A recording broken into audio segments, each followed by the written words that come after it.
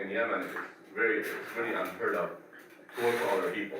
So naturally, people just work for themselves. Like, even though I came here later at a later age, at 14, when I started going back to, why did I come to America?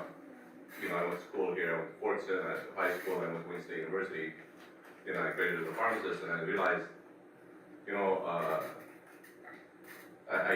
I wasn't happy. I was working for other people. I was doing good work. I was delivering, on what they wanted me to, and I was making them quite a bit of money. I was good at what I did, and I realized, even though I'm making money, they're shifting me around from place to place. I'm still not happy. So that's really the moment where I decided, like, there's gotta be more to this than just being a pharmacist. My career. There's gotta be more to. I went to school for all these years, and I started to do very well for CVS, namely, my employer at the time.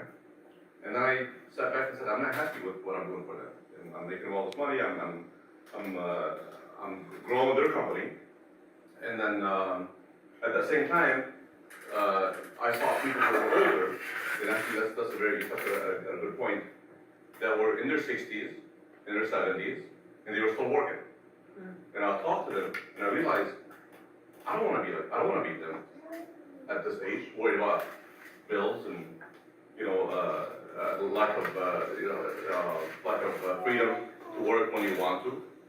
And I said, if I continue to work like this, I'm probably going to be one of them, and I don't want to be them. So at that time, I realized, I started to really think about, I didn't think about becoming my own boss. I just knew I needed to get out. So I just realized, like, I cannot be behind the counter at 60 years old or 70, doing the same thing I'm doing in my 20s. So security and freedom was a big part of that kind of pushed you into the direction, right? You're working for someone else's dream, and you figured, I'm making a lot of money for CVS. I know how to run this business. I know how to. You were telling me before, he was an entrepreneur at CVS, so they'd have a troubled location. He'd go there, raise revenues, and then they'd put him into another place. Yeah, so I really looking back in the 80s, 90s, I finished pharmacy school in 98. I was being shifted from the toughest CVS to the next toughest CVS. So you got some of the toughest pharmacies, meaning tough means bad, bad health, means like you don't have really good health, a very busy location, a lot of theft. In addition to that, just the customer base needed good pharmacist attention. And I would be doing very well in a specific CVS for 6 months, maybe a year.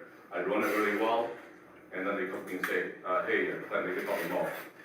We got another challenge for you. We're going to give you another $5,000 a year. But we're going to take you from this location that you did fix very well to another one. So I did that. The first couple of times, it looks exciting to you. In the corporate world, you're like, wow, man, I'm good. They're recognizing me. They're giving me $5,000. By the time they shift me the fifth time, I realized that I'm being used. I'm being really used really well. So that's when you kind of you kind of get to see this corporate world and I'm good at what I do, but I'm doing it for other people. Yeah. And there's nothing to take. At the end of the day, if I leave them in 20 years, I'm not taking nothing with me. Yeah.